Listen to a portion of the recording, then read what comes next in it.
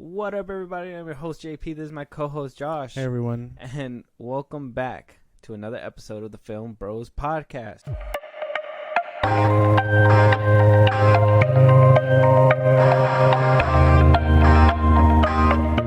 All right, so we got a good show today. Some really funny little topics today because, well, one, it's funny because we just did an episode about Fast and the Furious, but a bunch of little things started popping up about, Vin and all that stuff. And then on top of that, we're hearing that we're getting a whole slew of like new movies. I don't know if you know, Eva Longoria was in the news at 1.2. I don't know. It's a weird list today, but we're gonna go through it. All right. And the first topic, obviously, I'm gonna have to just crack it wide open, is the Cinderella horror spinoff called Cinderella's Curse. I mean, everybody knows that the little production company that made that Winnie the Pooh, Blood and Honey, they're making a second part. Mm-hmm. All right, they're getting a sequel. Better budget too. Peter Pan is getting a green light, a horror spinoff. I think they were in talks to do a Mulan as well at one point. Right now, we're hearing that Cinderella is another one loaded into the chamber, ready to start production on and shoot out another horror movie. Now, we haven't seen any of the ones that came out just yet, right? We haven't seen the Winnie the Pooh one, which I'm honestly waiting for it to come out on streaming. So whenever that happens, I thought it would have hit Peacock already. I know. Is Universal didn't put that out? Did they? No. It was like a small budgeted movie. I don't know where it's gonna come out, but I know eventually Netflix might pick it up. Probably, yeah. Maybe one of the streaming sites. Assuming we still have Netflix by then. I mean, you've been hearing that Netflix is gonna start charging and shit. Oh yeah, it's already $7 for a body outside of your household. That is almost like $40. Are you password sharing right now? I password share with a few people. I'm not gonna name names, but I've already claimed that where I'm at is my household.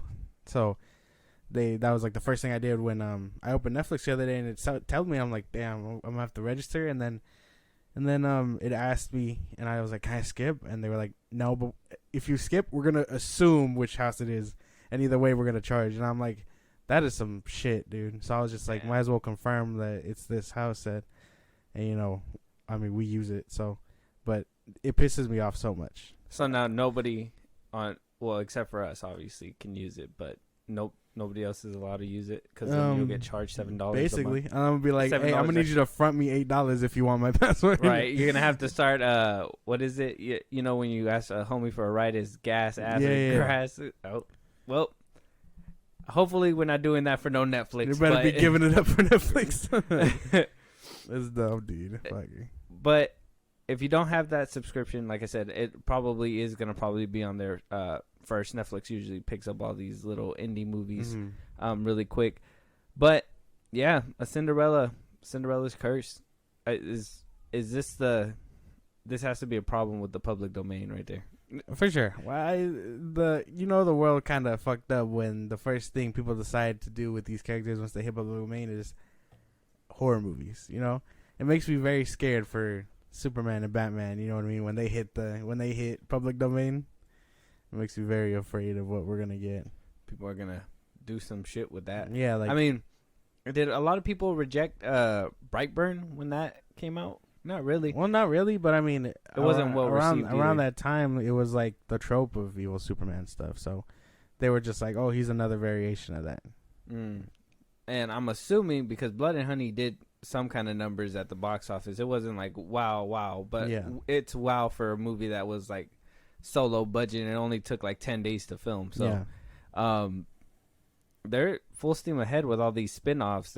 Is this leading up to like a horror movie Avengers type shit? No, like we're gonna see Winnie the Pooh teaming up with Cinderella to like kill all these, I don't know, innocent people. I haven't seen the movies. I don't know who Winnie the Pooh, that one, are they like cannibals and they just eat people?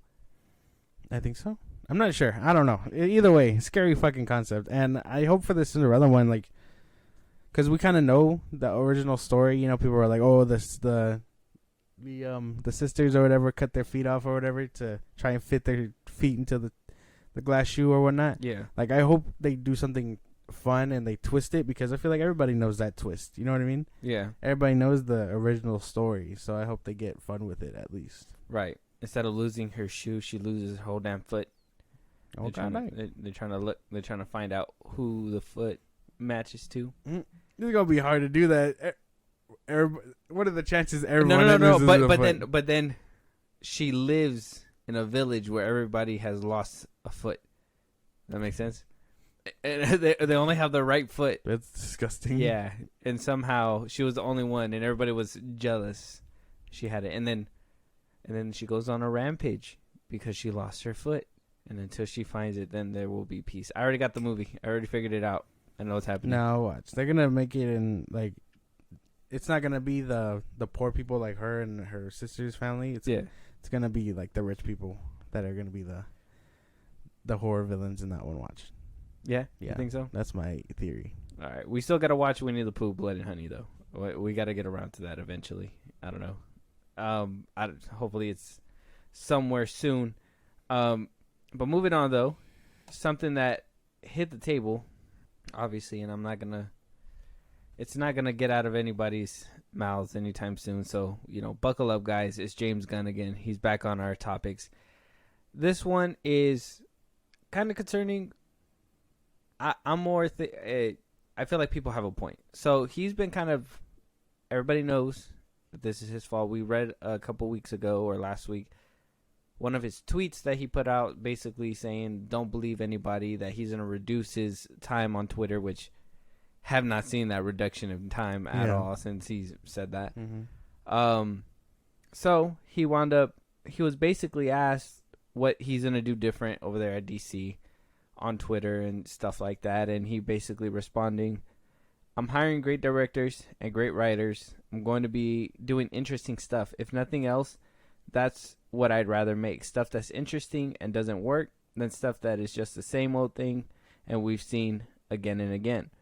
So we know that is doing something different. I mean, we got James Mangold in the fold for Swamp Thing, right? We have a couple of names down under for the movies that he's going to be making pretty soon.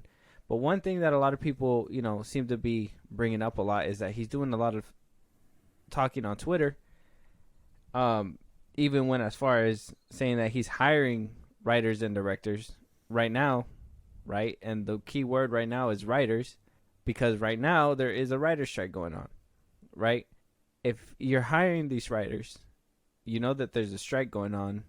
Why hasn't he said anything pertaining to the strike, saying that, he's halted work on his projects or something as head of DC Studios?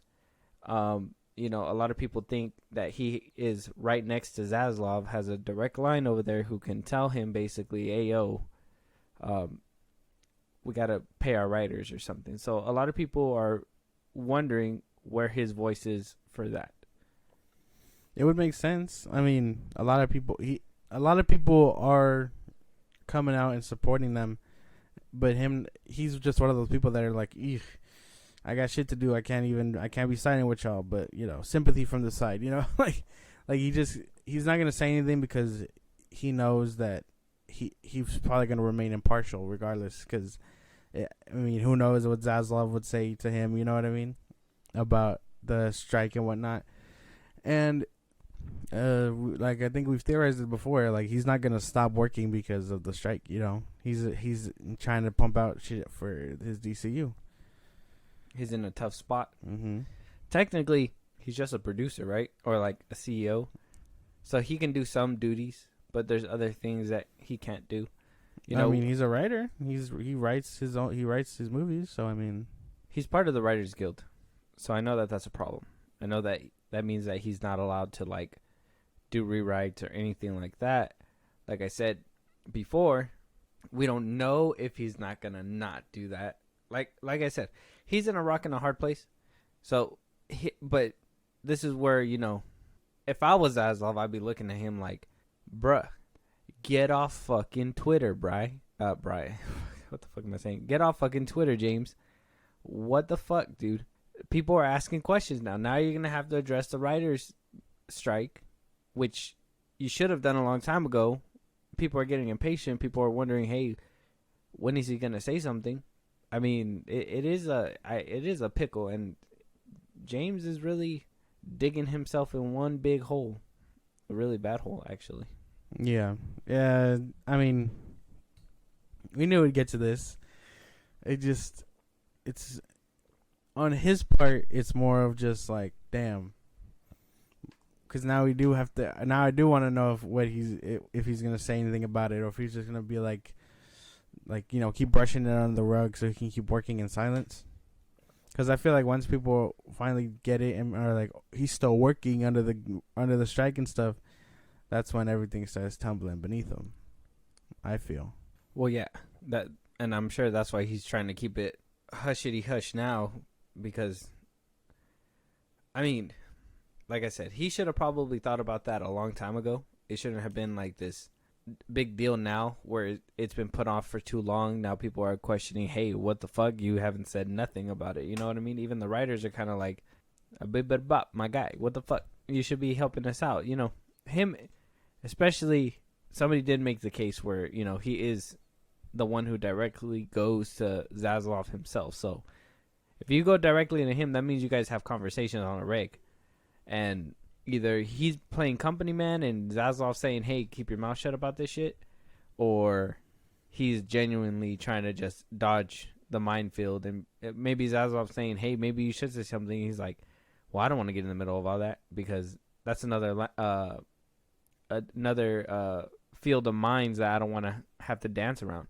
Especially, you know, you got the Snyderverse fans, you got the Flash coming out, which is a problem because that one's coming out. You don't want to hurt it even more. He already knows that he undercut that movie. I'm pretty sure he understands that he undercut that movie. Hella, like all these movies, he undercut them. So he's in a position. He is in a position, 100%. For someone like him, being silent, you know, it would probably benefit more than saying something and then getting that wrong. You know, why move? You know what I mean? He doesn't have to technically, but I mean, he's very vocal on Twitter, so I'd imagine he will. Yeah, that's the problem. You're right. Why move? He doesn't have to move, but why be a voice for your projects, for everything that's happening? I mean, a lot of people said it too. He's been vocal about Guardians of the Galaxy 3. You know, go watch it. He always puts up clips right now of, you know, the CGI, the pre-production CGI and all that stuff. Why not put out just a simple tweet saying that we stand with the writers? You know what I mean? Yeah. Like, causes issues. It's a problem. It's a problem for these people. I'm not sure if it's a problem for me, but it is definitely a problem.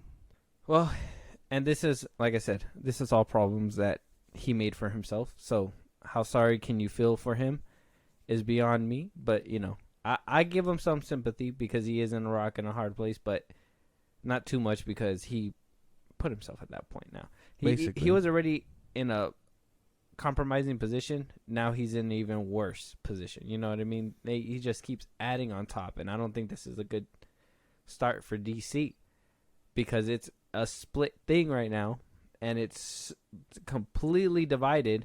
We got the Flash coming out pretty soon, which he calls the best movie out there, right? The best superhero film that he's seen. The best movie all year, he says. Tom Cruise has said the same thing. So, I don't know. I don't know if he's right, if he's writing on this movie as well. I don't know if this is something Zaslav's looking at, like, hey, how is he handling the launch of The Flash? Is he, you know, is something going to come out of this movie, you know? It being an anticipated film in his roster. What do you say like that? Well, I don't know. Just came out. I mean, I mean, oh man, how to word this? Yeah, I mean, he knows. I'm sure he is writing on the Flash. You know what I mean? I'm sure a lot of the DC stuff is writing on the Flash. You know, not just box office wise, but story wise and all that. They need this one to be understood and grasped fully so the next ones can succeed. Mm-hmm. As far as things under that umbrella, like, you know, saying, oh, this is gonna be different, and, you know, we're doing things that are fun and whatnot, and then saying like he's hiring writers and directors, where? You know what I mean? That's my big thing. Where are they? We've heard a slew of things, just like, oh, he said he's not really doing it, you know, Ben Affleck, and then you had other people who were like, oh yeah, we were approached, but we turned it down, you know, whatever. And then the scripts, they make it, like you said, they make it sound like they're stacked. I'm sure they're not stacked. They are running out of steam quite quickly. So who's writing these stories, you know? And I'd imagine it's just him and like a few other people, but it's not anyone valid like before. Yeah, because I mean, we even heard little things too, where it's like Ryan Reynolds is not even allowed to improvise on his script for Deadpool 3 because he's part of the Writers Guild, right? But that's just tough. They're actively in production of what's the movie right now? The Weasel movie. No, not the Weasel movie. The show. Creature Commandos. Creature Commandos, yeah. Right now, they're in the middle of that right now. So, is he doing rewrites on those? If he's the one who wrote this script, is he doing it on the DL? Not really giving a fuck? Like, because we've been hearing, you know, Marvel's been cut at the knees because of all this stuff. You know, Daredevil being delayed. A lot of movie production over there. Thunderbolts getting that plug removed because of the Writers Guild. We're hearing a lot of things being stopped on that side. I have yet to see, hey, Creature Commandos on hold due to writer's strike. Or, you know what I mean? Superman Legacy not going to be able to be possible due to writer's strike. Like, we haven't heard anything. I know Superman Legacy is kind of far out there. I would just say maybe Creature Commandos. Like, we haven't heard any pause on that production whatsoever. He's probably writing it still, dude. Just secretly, but no one's willing to bet Knights or Nightman. They'd be like, James Gunn writing Thunder Strike? Nah. But if it was someone else, they'd be out for their neck. I firmly believe that. I'm sure favorites are picked, but yeah, this is one of those things that it's like, man, you can tell certain people are getting away with this shit. And if he's one of those that's getting away with it, I mean, like I said, if he needs to do it, I understand 100%. Doing it on the DL, keeping it on the low, that's fine. But at least put something out there. Like, if he said Creature Commandos was, you know, put on hold or whatever, and they were still secretly recording or whatever, blah, blah, blah, rewriting, whatever. And then when the writer's strike is over, he's just like, oh no, look, we were almost done from a long time ago, and it's perfect. Like, you know what I mean? And just play the game like it's supposed to. Instead, he's just blatantly, from what it looks like, blatantly doing it in secret. If that makes sense, you know, I don't know how loud you could be when you're doing it in secret. It's basically like he's behind this wall, but the wall is actually see-through glass. And he's over here like, you know, just writing stuff down in the behind the window, and everybody's just kind of looking at him. It's just like, is he doing what we think he's doing? And he's just like, you know, writing stuff. It doesn't. He was doing it. I don't know. I think this is pretty bad, in my opinion. If it comes to light that he is still writing, there's no more defending this man. At that point, his work is gonna have to speak for himself. If you were writing during the writer's strike, this shit better be golden, guy. These people better be like, damn, it was worth it. Which I don't know how worth it would be while others are, you know, not getting paid and shit like that. So, hey, that's just me. That is just me. But on the other side of the aisle, we do have some trouble as well. So we did hear that there was potentially a switch up happening with the Avengers due to Jonathan Majors having some legal issues. Okay, allegedly. We heard that Marvel could be looking to recast, not necessarily change up the roster, because from what we're hearing, there's a rumor from the Scoopers, Jeff Snyder, basically saying that due to Jonathan Majors' performance, okay, what they saw in Quantumanium, what they saw in Loki, it already had compelled Marvel, maybe up all the way to Kevin Feige, saying like, oh, he is so good, we are going to basically make this saga about him. And what more, how great could it be that he's throughout this whole couple of phases. So we hear, and this is the quote that was told to Screen Rant actually. I was told by someone who works for Marvel, it was not the plan to make Kang the center of everything until we saw the dailies from Quantumania and after his performance in Loki, which was so strong they were like, this is it, this is our way forward. They don't usually hang this much on one person in the way that they did here, and that has put them in a bind. We do not know what they are going to do. I've heard conflicting stories about they are going to replace him. They're not even considering replacing him, but it's just one more thing.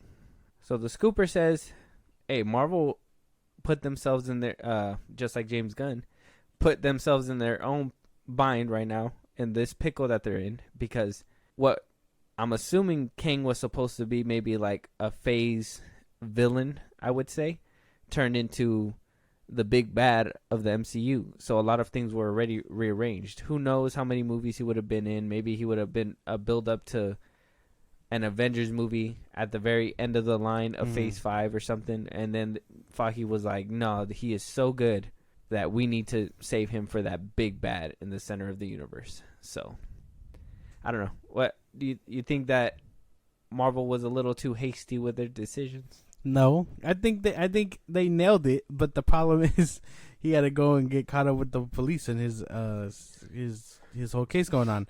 But I think they were right on the money. Like I said, he was a perfect fucking king, and I wish we get more of him down the line somewhere, But yeah, banking, they've never really banked on a character like this or an actor like this for the role. So the fact that they do it first try, and then he gets fucked up on it, you're just like, damn, what a waste. But basically, yeah, putting all your chips on Jonathan Majors was just a very, probably smart at the time, but now it's just backfiring.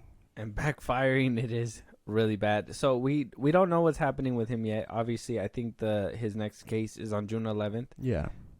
Coming up here pretty soon. Mm-hmm. Right before the Flash movie. Crazy. We'll probably hear a little bit more with that, but you're probably right.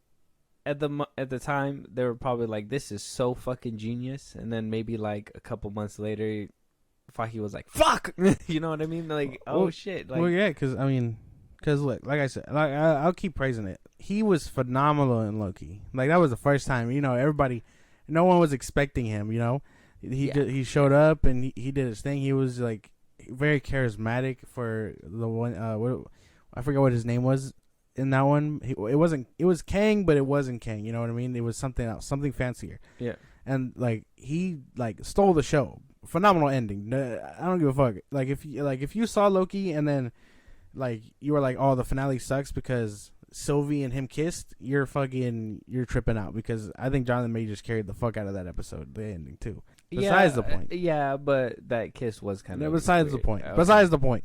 Moving forward. Quantumania comes through, and Feige was probably like, "Oh, we're gonna get him, Kang, kill him, ooh, kill him," and then everything kind of tumbled down after. We don't know where he went. We just, but like they were really betting on this man, and I have no doubt if he wasn't crapping out like this, he'd be there. But man, I don't know I don't know where we'd go after changing him.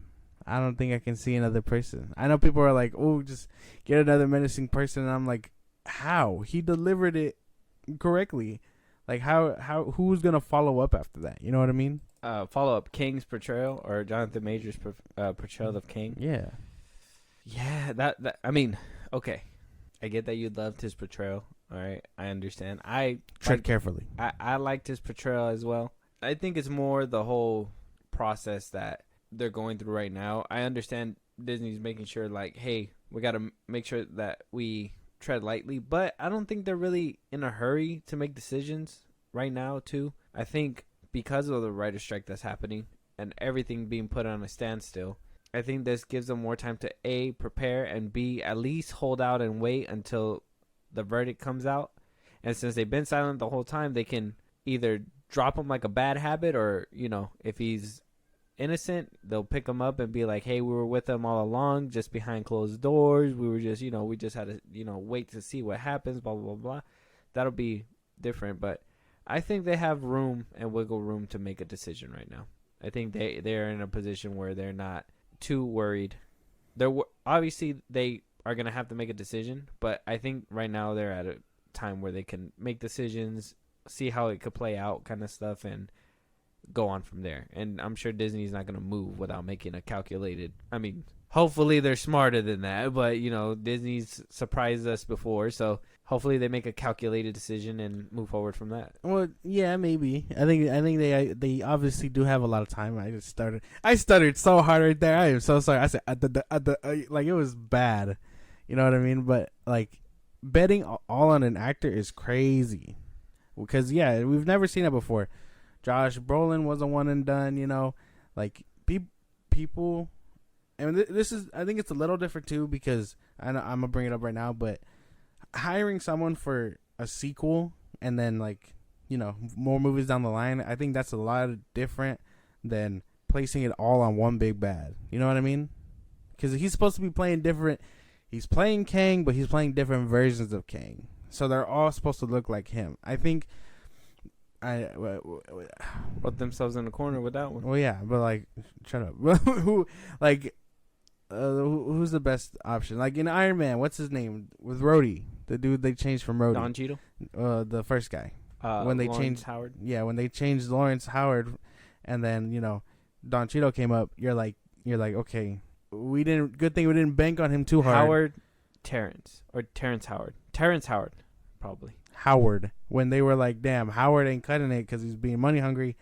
We can't bank on this man to be, you know, down the line. So now we got to bank on someone else. I think smaller roles is a little different than one major role, you know? Well, yeah. Like, banking on Robert Downey Jr. to be Iron Man is something they've done before, but they're not going to bank on someone small like at the time Terrence Howard was with War Machine. You know what I mean? Isn't that fucking crazy? They revolved the whole MCU around Iron Man. You bringing it up now. They did revolve it around Iron Man. And, you know, he was the one that came out of, like, you know, drugs and stuff like that and basically made a big comeback. And he was, like, their gold gem. And he knew everything to the very end, basically, because they trusted him that much. And I'm assuming that's what they were trying to do with Majors right now. And basically give him that cool-ass send-off at the very end. And he was the one who was clean. And he's the one who's getting into all this shit. I'm like, damn, bro, isn't that some weird, like, I don't even know if that's karma. Like, that's just, like, bad mojo. That's bad mojo. Yeah, maybe. Bad mojo on Disney's part, for sure. Marvel. Yeah. But, I mean, like, imagine if this happened sooner. Like, what would have happened if, you know, if this was Josh Brolin going when he was... if this would have happened sooner, he would have died in Quantumanium. All Kangs, they would have made him like, or maybe no, not I'm all not. Kangs, No, recasted him easier. I'm not talking about Majors. I'm talking about like the situation. Like, what if they were banking on RDJ? You know, he relapses or whatever, and then, you know, they're like, oh shit, we need a new Iron Man, or Josh Brolin being Thanos. What if between Infinity War and an Endgame he got into trouble? You know what I mean? Well, he did that domestic violence stuff. Oh, that happened between all that? Yeah. I didn't even know. It happened 2014 or 2015. That's crazy. Yeah. So. But yeah, see, like, I imagine things are just very touch and go, and the MCU is willing to stick by him unless they are pushed too far. And right now they're at the edge, I imagine. And then once if they're like, he's guilty, they're like, shit. Reject Ojito, cuz, and then you like throw him away. It would have been better if all this would have happened before Quantumanium, because at least then they could have changed the post-credit scene and made them look like different characters and stuff like that. But they kind of wrote themselves in a wall and put out the movie, and now they're kind of in this pickle, so it is different for sure. The multiverse is a funny concept. But one thing is that's one thing that a lot of people, we talked about this before, but a lot of people have brought up was the difference between Josh Brolin when he got in his domestic violence shit and he was found guilty, or like not 100% guilty. I guess on one count, I guess, but it wasn't the battery part or something. Who knows? Like that. Yeah. I don't know. But he wound up sliding through, where everybody really thought and knew that he did it, right? This one, they don't even know that he did it, and it seems like people are writing him off already, and they think that it's kind of what the lawyer put out, the whole racial bias and stuff like that, and yada yada. So a lot of people are kind of pointing that out, and I'm kind of like, well, this will make a great case if he's innocent. If he's innocent, if he goes through all this, this is a great case of racial biases or whatever, and blah blah blah, and that's fine. Cops believe in woman over man type shit, and we'll get over it. But if he's guilty, oh man, oh no Lord, if he's guilty, all that stuff is gonna go out the window, and it's gonna be even harder to to believe when people say stuff like that. Because that other dude too, that Jesse Swole guy or Swollen or whatever his name is, the one that staged getting beat up and shit Juicy like Smoothie. Is that him? That Juicy Smoothie. Yes, yeah, him. Funny you mentioned that because I only know how to say his name because of Dave Chappelle. Oh, okay. Juicy Smoothie. Yeah. So him staging that beat up and all that stuff, and him using that, he used the gay card, the racial bias card, the him being a man card, all that stuff, and he wound up being guilty. You know what I mean? So it's like we can't be doing this. Like we need some more innocent verdicts. That's funny. From this. That's actually funny. You mentioned him. He was just like, oh, I got a rope put around my neck and they beat me up because I'm gay, and he made it all up, and you're just like, what the fuck, dude? Like it's a bit extreme. He was hot off Empire at that time. Yeah, I think they wrote him off because of that. Mm-hmm. They killed him off or something. So of the show, crazy shit. But I mean, I want to say that's kind of what's happening here, but there's a lot of good evidence against this man. So I don't know. Those text messages did not help at all. I wanna turn this to y'all. Like, can y'all see Kang being played by someone else, or are you like me, where Jonathan Majors is he's kind of that guy at this point? You know what I mean? I say John Boyega. Just get him in here. I think I'm not ready to let go.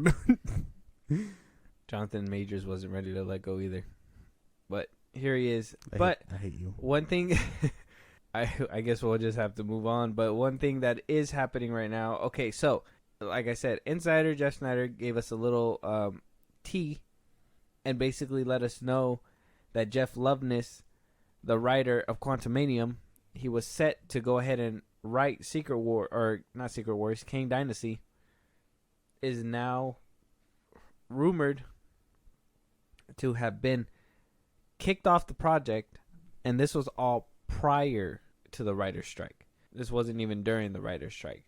They let him go before? So that's what Jeff Snyder says. Now, there's some thoughts being connected, and we know that Marvel is looking for the subreddit user that leaked the Quantumanium script. Sheesh. And one of the people that they're pointing fingers at is Jeff Loveness as well. No fucking way. He was right under their noses the whole time. That'd be hilarious. So apparently there was some things coming out as well saying that, that this could have been a potential reason why he was kicked off, but, he never confirmed anything. But he did take to Twitter when all these rumors were being spread around and basically commented on one of the posts and said, "Nah, that's not me. Didn't leak anything. All bogus." But he didn't. And like I said, all this was bundled up with the whole him getting kicked off prior to the writer's strike for Kang Dynasty. Yeah. He did not mention that at all. What he mentioned was him being the scooper. He said, "I am not that person," but he didn't mention him being kicked off of Kang Dynasty. So I'm not saying we don't know. This is just a rumor still, so take it with a grain of salt. We'll see if it's true when the trades pick it up, but looks highly suspicious. I'd say highly suspicious. And I waited a couple days to see if all this stuff comes out, and some receipts. Weird. Mans was just like, well, I don't know who could be, but it wasn't me. What about you getting fired? No, none of that. I just know I didn't leak that shit. Like, what the fuck, dude? That's funny. That is so funny. If it turns out he leaked it, dude, that's gonna be the funniest shit. I hope he did it. Just so I can laugh. Just for the comedy, the comedy aspect. I see that. I'm just like, bruh, you are a writer in Hollywood. Oh well, I guess that's why they're striking right now. But I was gonna say that you make money. Why would you become a scooper? He doesn't make money. Yeah, No, obviously not. But if the MCU catches him, they are gonna milk him for every dime he doesn't have. Like what the fuck? They're gonna be like, you're gonna be stuck in the Disney gulag, fucking writing Disney Plus shows for the rest of your days. You are gonna work forever, my boy. Like, Mickey's gonna be down there and everything, ready to give it to him. Like, oh man, that would be funny if it turns out he did it. He's like, damn, this movie's ass. To Reddit, like, y'all judge for yourself. Man. I hope that's not the case. I hope he's not the scooper. That'd be a crazy turn of events if it wound up being that. And then he was kicked off Kang Dynasty for that reason and completely let go of Marvel. Who would pick him up again? Nobody. No, nobody. Nobody would ever pick him up. They'd be like, show me your phone. They're going to be like, I need you to keep your phone in the cubby at all times. Oh my goodness. Your web restrictions, so we know when you get on Reddit. That'd be fucking hilarious. If they find out that he was a scooper, this would be a career ender, 100%. Like there'd be no way he'd be able to do anything in Hollywood again. That's a big thing to have leaked the whole script. Not even like a page or two, so it could be rewritten the whole damn script. Yeah, weeks before release, so you know you're fucked. You know what I mean? Like this had to be an inside job. I don't. They said these are King's lines. This is shit. Oh my goodness! But Jonathan Majors did do the best that he could with that what is he had. Funny, dude. I kind of hope it's him. It sucks being let go from Kang Dynasty for sure. Like I'm sure that movie would have tied you to success immediately. You know what I mean? Like that would have been a real banger. But yeah, now that's not the type of bang you got to worry about if you're caught. I don't know. Like this isn't a good look for you. I'm sorry. You just said I'm not that guy. Looks both ways. I'm not him. I'm not the guy. Fuck, dude. That is funny. That'd be crazy. That'd be a crazy situation to be put in. But before we move on from this topic, I had a question that kind of popped into my mind looking at this picture. You love Kang and Jonathan Majors Kang so much. Have you watched Quantumanium again? No. I'm not gonna sit through the whole movie for his thing. I'm just gonna, if I have to, I'll go on YouTube and look at his scenes. That's it? Oh, so not that much? Not so much that you wouldn't see him in his feature film debut? I mean, like, that's the thing, because the rest of the movie is ass.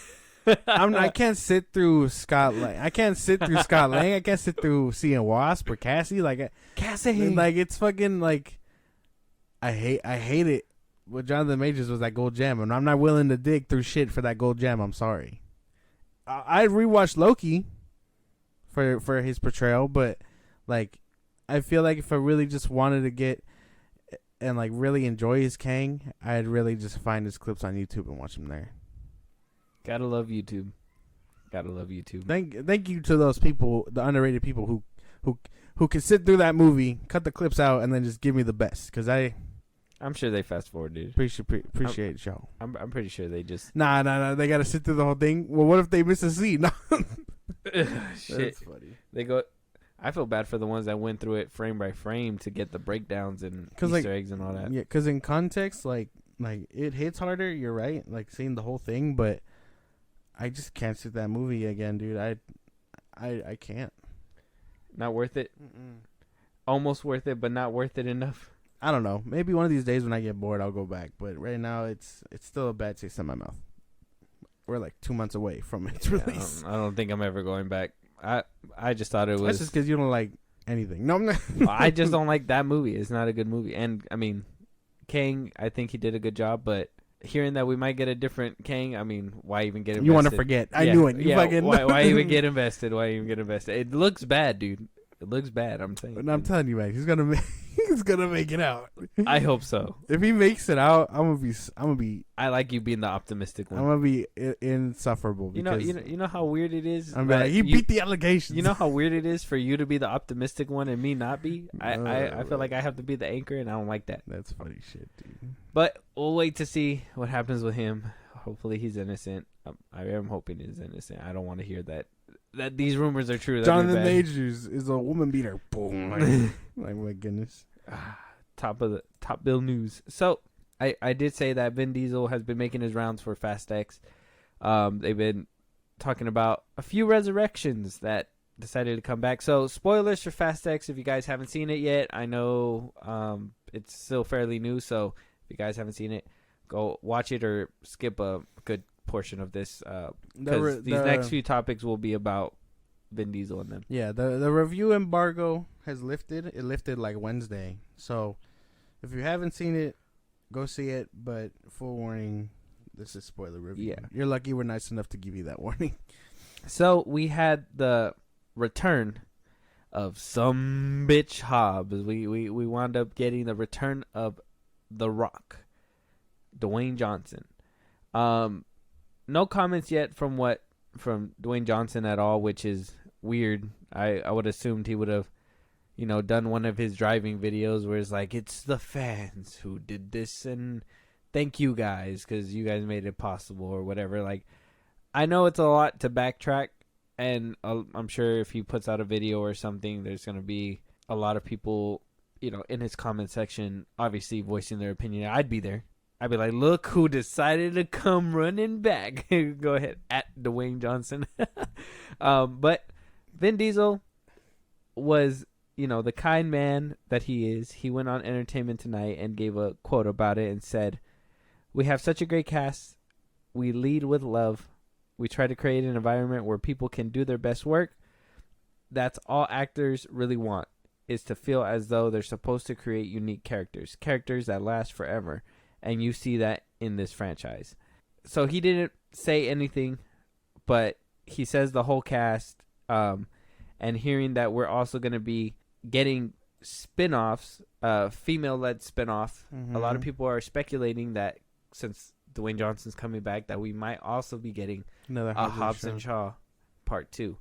So, not by name, but, he says everybody, all the characters, all the cast wants to make unique characters, and I'm sure that's what The Rock wanted to do as well. Obviously, he wants his own franchise. We talked about this before. It's funny that he couldn't, manhandle his way in the Fast franchise, so he created that beef with Vin.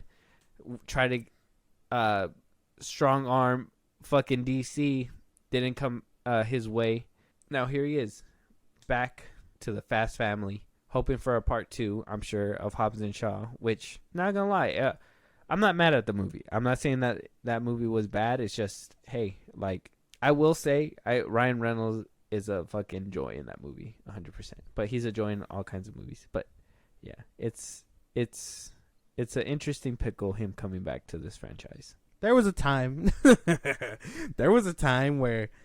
where it was expected that he would show up. You know what I mean? Like, where was he during 8 and 9 or whatever?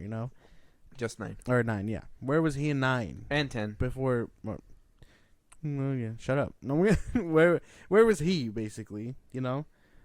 He had that beef. If you guys can remember that beef, that shit was so weird. He was just like, oh, he's hard to work with, and I'm like, no. I'm sure you're the hard one to work with. You got a bogus contract saying you can't lose any fights that you're in. You know what I heard on an interview once? That he said that he punches for real. Yeah, supposedly. Like that, I guess. Like when he hits somebody and their reaction is actually like hurt, it's because he actually hits them. And I'm like, that is fucked. Like, I hope that's a joke. I sure hope it is, because if it's not, getting beat up by Batman for real. Jeez, like God, Bane. Not even Batman. It's Bane. His big ass. Like, like fuck. But I think him coming again, spoilers for Fast X, but him coming back is really, to me, it's a good thing and a bad thing. You know what I mean? For me, I feel like him coming back shows that he can be, you know, that person to be like, I'm sorry you want that, or hopefully he apologized. I hope he did. Not yet. Hopefully he does. Oh well, yeah. Somewhere down the line, I hope he does, and then everything works out. But We'll be here to cover it when he does. his ego, I think it just means that his ego can be put to the side, and he can't for movies and stuff. He can be reasonable, if that makes any sense. But it's also bad because now it only shows that he couldn't do it on his own. So now he's running back to a franchise who low key kind of did him right. You know what I mean? If that makes any sense. Yeah, I think Hobbs was one of his better characters. Like, I think that was one character I didn't mind him being full of himself and stuff like that. He's a one note actor for sure, but this note hit different, if that makes any sense. No, I agree. I think this one does really well. And it was a weird time because even watching Fast 8 again, I watched it a couple days ago. You can tell, like, him and Vin Diesel were just not in the same room together. I hear, like, I hear, like, a lot of people have beef with him, too. Who? Because even with, like, No, The Rock.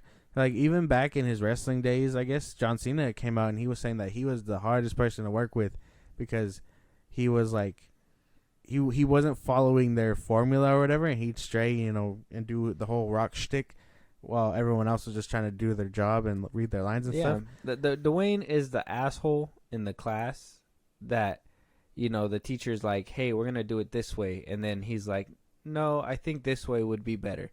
And if he doesn't have it his way, he'll do it his way, and everybody else is going to try to do it the other way, but it causes friction. And he's always been that person because he's a competitive person. And I will give him this. Because he comes from a wrestling background and stuff like that, he does understand spectacle. He does understand what the fans want. And I know that he's one of those people that wants to deliver what the fans want. As in, like, if he could, I'm sure if he can just produce a whole movie under his production company and just have everything that he wants in there, he would do it tenfold. But because there's times where, you have to, like Black Adam, you got to go through DC and stuff like that. But then you have these little hiccups and stuff where it's like, oh, he didn't want to be in Shazam 2 because he didn't want his character tainted with this character. And it's like, well, like you try hard to like the guy, but for a fact that he's a nice guy with an asshole alter ego, if that makes sense, and it's very hard to root for him sometimes. Yeah, but it's interesting. I think having him back is kind of a really 50-50 on my part. My thing is now, though, moving past The Rock, what kind of spin-offs are we getting? Well, he said a female-led, and I got that one. A couple other ones. So I'm assuming one of them might be Hobbs and Shaw. I'm assuming if Vin Diesel retires and the family retires, at least Hobbs and Shaw can still be kicking out there on the side, and he could produce those movies, right? Oh yeah, and that would actually be good for him because he could slap his name on there and still be making good money off of it, and he doesn't necessarily need to act. You know what I mean? And then female-led, Michelle Rodriguez, I think she's gotten old. It's too late for her to get her own spin-off movie, but maybe we can see Homegirl, the one that rides with the crew. What's her name? The girl? The black girl? The hacker chick? The hacker chick. Oh. Maybe her. If Tyrese wants to keep on doing it, maybe him. Maybe they can get a whole new crew. I don't know. But they would have to see if they can recapture that chemistry. And to keep that franchise going, at least the Fast one, that it's going to be very hard to sell. So I'm assuming that it would just have to go by Fast franchise spinoff, whatever. How do they do it with the Hobbs and Shaw? The Fast and Furious presents Hobbs and Shaw or something like that.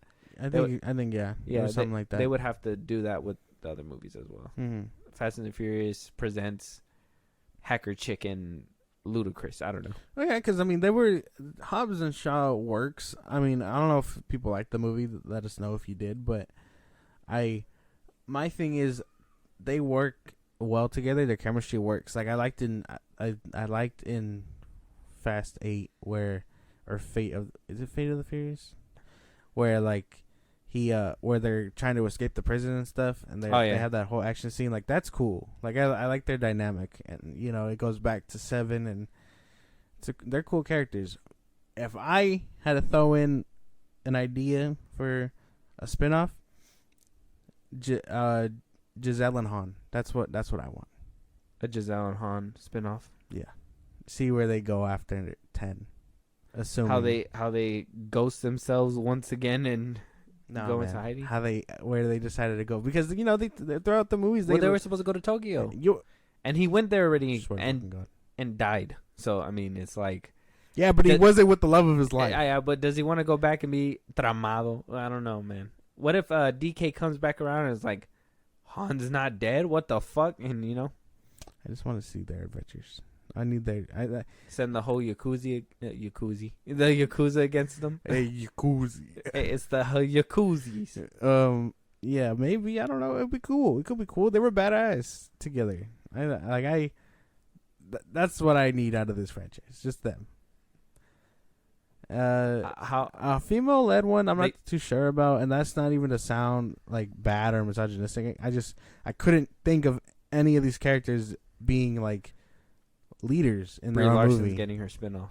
Is she? No, I'm gonna say good for her. It's not confirmed, but it would be very, very a very bumpy road. Well, if it's like based on their whole like nobody shtick, like it could be. I could see her and who's supposed to play her brother? What's his name? The Hemsworth? Oh, Scott Eastwood. Oh, Eastwood. My fault. Yeah, Scotty Eastwood. I could see them being like a sibling dynamic throughout that movie and kicking ass, taking little names. Nobody. Yeah, that could be cool. I could see something like that too. Yeah, because I thought Scott Eastwood was gonna be a little bit more prominent in these movies. Like I said, I thought he was supposed to be that Paul Walker figure, and like they were gonna maybe do some spinoffs with him and stuff like that. But they would have to.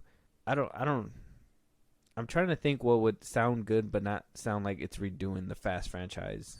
Because I mean, on one side we can continue down the road of like Spy and like what Hobbs and Shaw did and went fucking balls to the wall bonkers with a fucking T-100 and goddamn Superman, fucking motorcycle that fucking Transformer, fucking doing all kinds of crazy shit. So, The Rock stopping a helicopter blade by him, or holding onto a helicopter from flying off with his bare hands, like fucking Captain America. Yeah.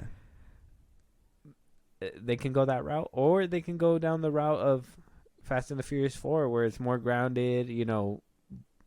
Shit means something in this world again, except for maybe that family. Like they're over there getting shot, and then you see Dom and them in the distance, like explosions and whatever. I don't know. A Shaw spinoff would go hard, like with Owen brothers or the Shaw brothers or whatever. Owen and Deckard. Is that their names? Yeah, might go hard. Yeah. The hand-to-hand combat. That's why. That's like make them. Well, they'd be the protagonists, but maybe label them the bad guys in this one, and then just watch them like fucking drop bodies. That would be fucking cool. Maybe involve their mother, cause she was one of the highlights in 8 too. She was cool. Yeah, she don't really do anything. She's more like a cameo. Yeah, but she had those connections, those badass connections. That's true. Like it makes me wants to know what's her deal. How did her son get into that whole special ops? It's funny because when I was watching 8, you know how we play, that game, that Riders Republic. You know how like the jetpacks or whatever. They use that in Fast 8, and I was just like, hey. I was like, yeah. So that's from the game. Like, that was in Fortnite. No, I'm playing Imagine. But another little funny thing, we heard that, and this is an exclusive from Entertainment Weekly, that Alan Ritchson, the buff big bad who we thought was family, spoilers, it was not family at the end of the day, that apparently he lucked out and got this what would it be called? Fucking help me out, man. You're just looking at me like I'm what crazy. Are you talking about? He got the role. No, he got the role fuck? Behind Keanu Reeves. Mm-hmm. So we almost saw Keanu Reeves. That'd been fucking cool in the Fast universe, and it all came down to what he says is scheduling conflicts. They couldn't get Reeves to be in the role. I'm assuming John Wick 4 was probably the reason why. Most likely. He wound up saying that he was making another movie when a stroke of luck happened where the movie was put on pause because of a snowstorm. And he got the call saying that things didn't pan out with Keanu Reeves, that he's scheduling conflicts, and that if he was free. Luckily, the production for the movie he was working on was halted because of the snowstorm and was picked up later on, but he was still able to film for Fast and the Furious. And then something kind of popped out to me, but let's talk about this really, really quick, because in the next quote, he kind of makes me think a little bit. And I'll tell you why in a minute. But I don't know. Would we have preferred Keanu Reeves over him? I kind of liked him. Like I said, I think he was a little stacked and yoked, but I mean, I like him in Jack Reacher, and I think he's a really good actor in my opinion. He's stacked from Jack Reacher. So I'm kind of biased about it. But he's a good actor. His role, he fits that badass military role.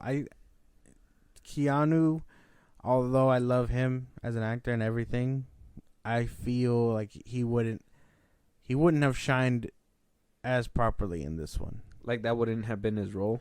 I don't know. I can kind of see him as that like seasoned CIA, like no nonsense type of character. Because you always see him as the hero. I don't think we see him a lot as the villain.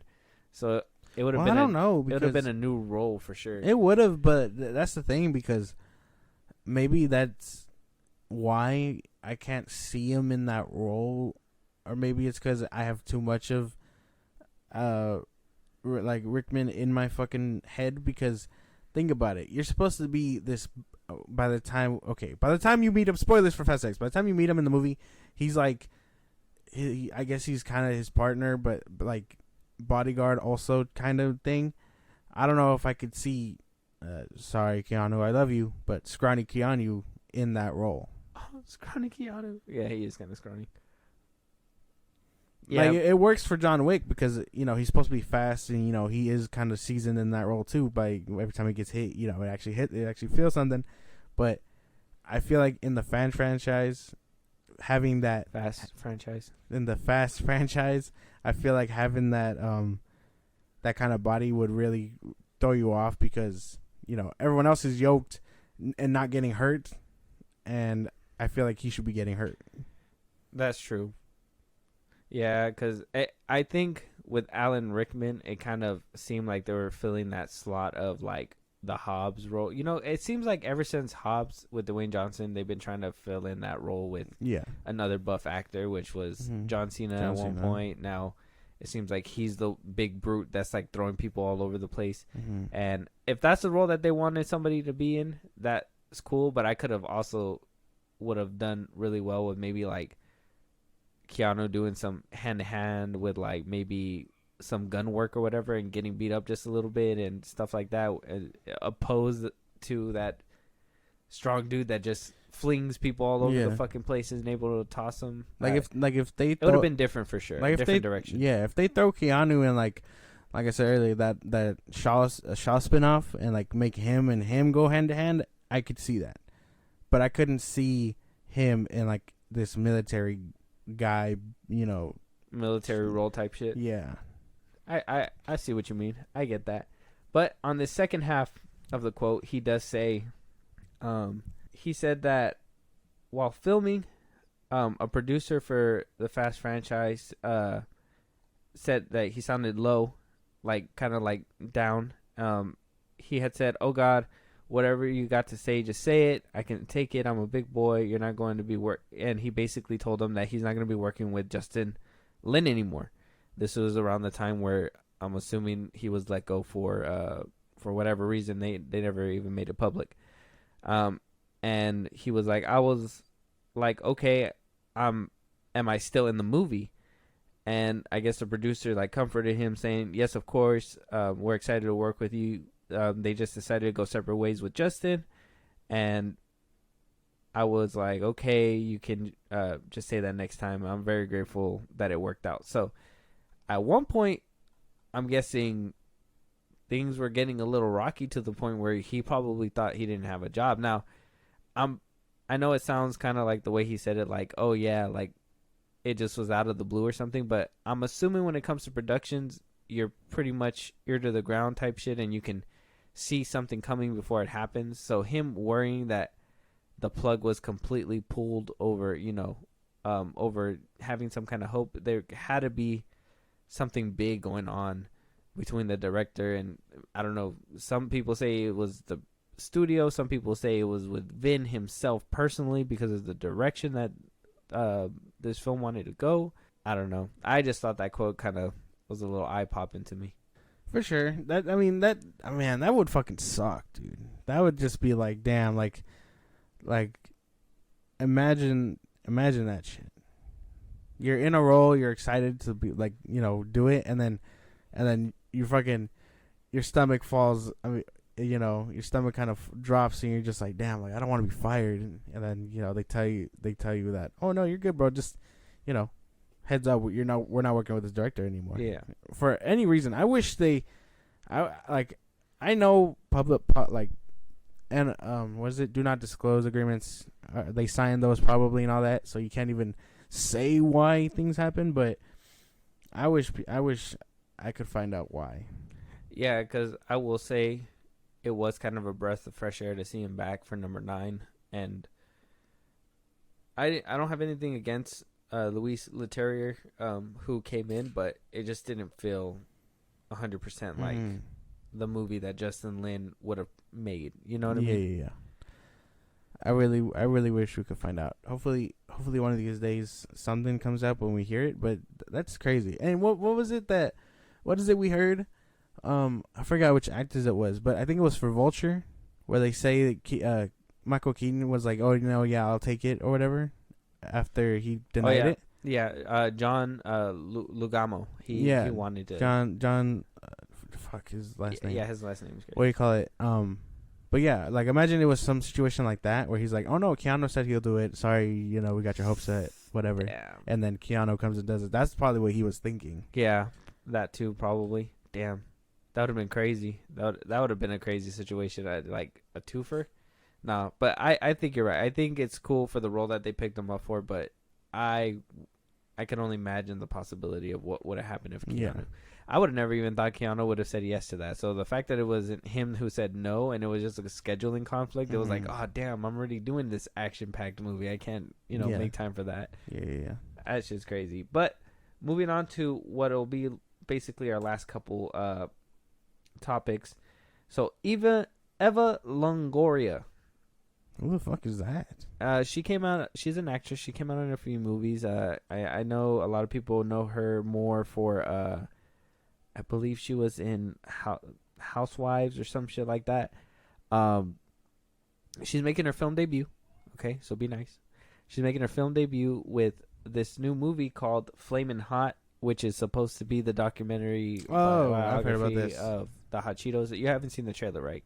I think I might have. No. Okay. I stumbled upon it on Twitter, but I scrolled. I scrolled too. Yeah, I seen it too, but I scrolled. I didn't think it was a big deal, but she kind of made it a big deal, and we'll see the trailer to see how it's gonna look. But she wound up coming out and calling out a lot of, and I quote, white male directors for being able to still direct a movie after having a $200 million flop. But basically, a Latina woman wouldn't even get the chance to do that. So her Flaming Hot movie debuted at a film festival, the SXSW Film Festival. It won an audience award there. A lot of people liked it, and she basically weighed in saying she felt the weight of the community, the weight of every female director in that moment. She goes and says that we don't get a lot of bites of the apple. My movie wasn't low budget by any means. It was $100 million, but it wasn't $100 million, but it wasn't $2 million. When was the last Latina directed studio film? It was like 20 years ago. We can't get a movie every 20 years. She says the problem is if this movie fails, people go, oh, Latina stories don't work. Female directors really don't cut it. We don't get a lot of at-bats a white male can direct a $200 million flop, fail, and get another one. That's the problem. I get one at bat, one chance. Oh, why'd you do that? Work twice as hard, twice as fast, twice as cheap. You really carry the generational traumas with you into the making of the film. For me, it fueled me. I was determined. What do you think about that? I hate this mentality. I don't know what it's not even for me. This isn't even a race thing like she's trying to be. I know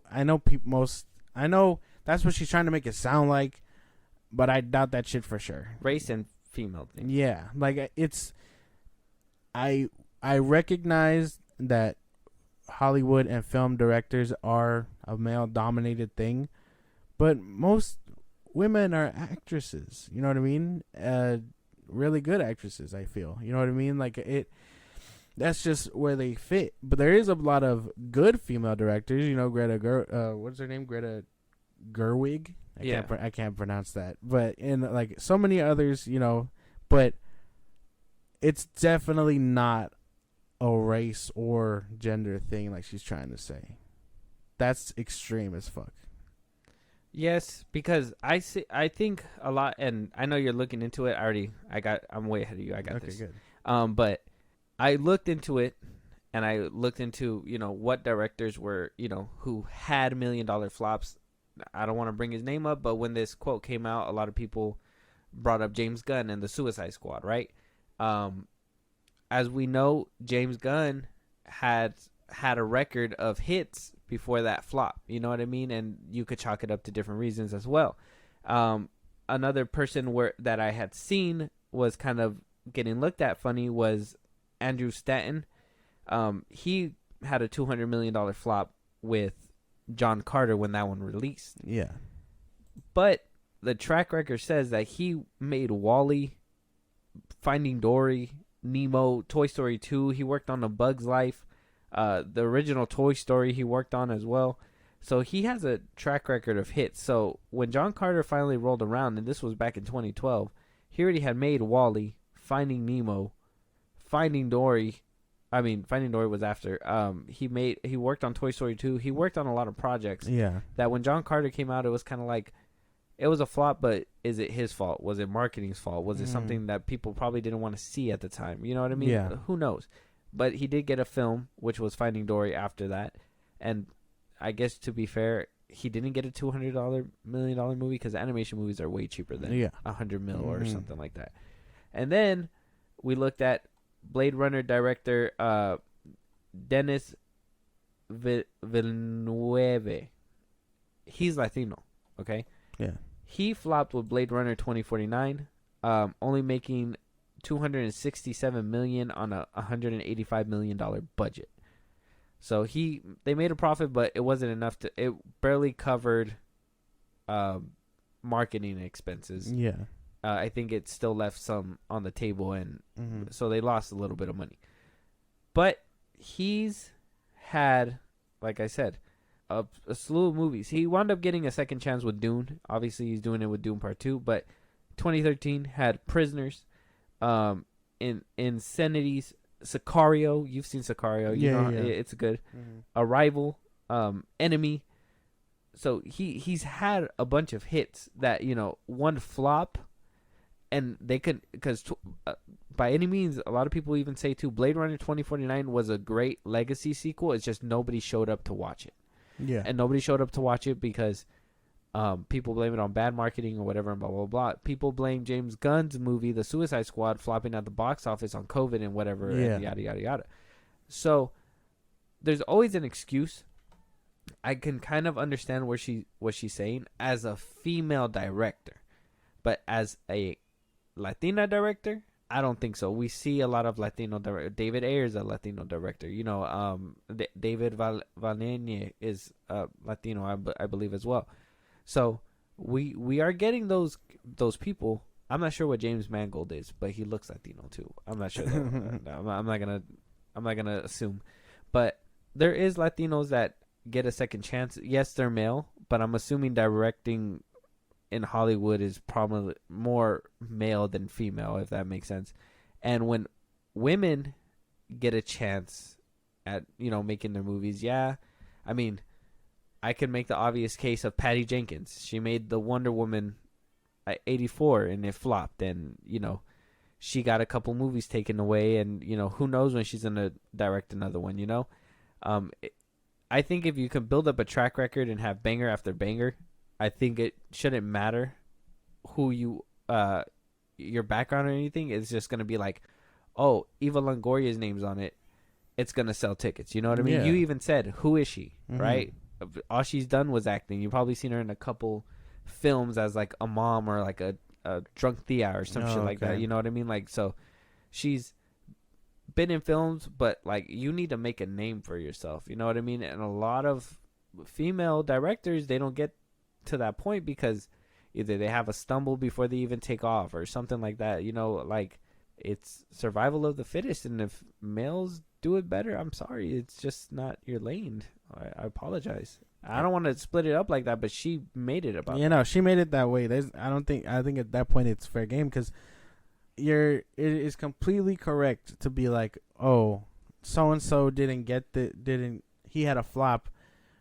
What do you call it? What about, you know, whatever else? But like you said, if his track record is A+, and then he gets a B-, you know that the next one is going to be A+. Like, just imagine, what if the movie is, like I said, Blade Runner 2049 was a really good movie. I haven't seen John Carter, so I can't speak on that one, but Blade Runner 2049 was a good movie. It's just people didn't go watch it because they didn't know what it was. You know what I mean? What if the movie's good, it's just marketing sucked? And so, you know, people pick it up later, and it's a cult classic. Scott Pilgrim is a victim of that. You know what I mean? It didn't really do numbers until streaming. Across the Spider-Verse, or the first one, what was it called? Spider-Man? Into the Spider-Verse. Into the Spider-Verse. That one didn't find its footing until streaming. That's when everybody was watching it and it was like, oh, this is one of the greatest Spider-Man movies. So there is excuses for that. I just think, you know, I think she's preparing herself for just in case her movie's not well received. And that even then, her case is fucking ridiculous because at that point, it's not going to be about her. It's going to be about everyone else being like, oh, it's because I'm Latina and I'm a female, you know. Oh, you're not supporting my movie. Yeah, like dog, that is not the case. If this movie comes out, great. Wait, is this like streaming? Is this a streaming movie? Yeah, it's going to be on Hulu. She already fucked up. This is kind of like her first movie. They're not going to give her I mean, streaming, like I said, nowadays streaming allows her to test the waters. I get that. How is she supposed to get there to where she wants to be if she's already done a stream movie? And now I understand that, but it is a double-edged sword, I feel. Well, yeah, you're obviously not a lot of people are going to make their way for a streaming movie. You're going to get a lot of teenage buzz. I'm sure people are hearing, you're going to have those Latina girls that eat hot Cheetos at fucking 10 in the morning and shit that are going to check out this movie. And because it has hot Cheetos on there, it has a brand name. So it could do good, but I think obviously we're in a different era now where streaming movies is your foot in the door. And if that streaming movie can make numbers on streaming, then we'll see about how you do with a big box office kind of thing. But obviously movies aren't cheap and they're going to give you the money for it. So don't fuck it up. And if you fuck it up and this movie doesn't do good, don't be like, hey, it's because I'm a Latina woman. No, it's because you made a shit movie. If it's good and they diss her, that's a different story. Yeah. But, you know, we got to see the movie, test it out first, and we'll determine what it is then. But I just don't like the argument that she did. But I do have the trailer here so we can check out, see if it intrigues us, and see if we'll give it a shot. And if you guys want a review of this movie, let us know. I suppose. You ready? Yes. Eva Longoria's Flaming Hot. Here we go. We all write our own stories. Where is Richard? I'd like to speak to him. I'm here. This is mine. That's me, the Mero Mero, Mr. Richard Montañez. I'm the guy who helped bring the world the most popular snack it's ever seen. Are you ready? A huevo. I've been ready. All right. It was a little bit more like this. Spicy? Yeah, see, that's how I got here. Dear God, please forgive me for the gang, The drugs, the stolen cars. What the heck, man? Let's move it. Hey, he is praying, pendejo. Go ahead, baby. The guy started at the very bottom. I know I don't look it, but I got a PhD. I'm poor, hungry, and determined, sir. Okay, I can see you're gonna be a weird one. What's happening? Layoffs, son. Lots of them. Frito-Lay isn't getting enough orders to keep the factory open. Who eats Cool Ranch anyway? That lady. Ow, wow, wow, wow, wow. What is it? It burns. Well, stop eating it. No, I like it. It burns good. I had been searching for an answer. And there it was. They had been there the entire time. I got an idea. It's a spicy chip. It's gonna change everything. It will save our factory. And you're a janitor. Okay, no, don't hang up. Figure out the next step. See, the Hispanic market will not be ignored. The Hispanic market will not be ignored. Good, but in your voice. Why are we wasting time on this janitor's crazy idea? Guys like you and me, we don't get shots like this. You see that guy right there? I see a chingon, a montañez. Yo soy montañez. They're montañez. Get out there and Be great. We want to know that we matter to you. If we knew that there was a product out there for us, we'd say, take all our money, cabrones.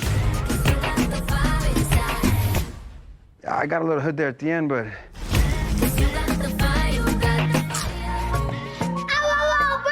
Burns good or burns bad? It burns good. June 9th. So it looks pretty good. I don't think it looks bad. It doesn't look bad. It But- doesn't. Doesn't look great either. Oh, what? I don't know. Maybe it's just because it's not my kind of story. You know, like I've never really cared for where the Cheetos came from, if that makes any sense. Oh, really? So I mean, if we have to watch it, I'll watch it, but this isn't something that just sparks my interest. Oh, I thought it looked pretty funny. It looks, yeah, it had that funny kid moments. from TikTok is there. I don't know if you noticed Yeah, I him. noticed him, yeah.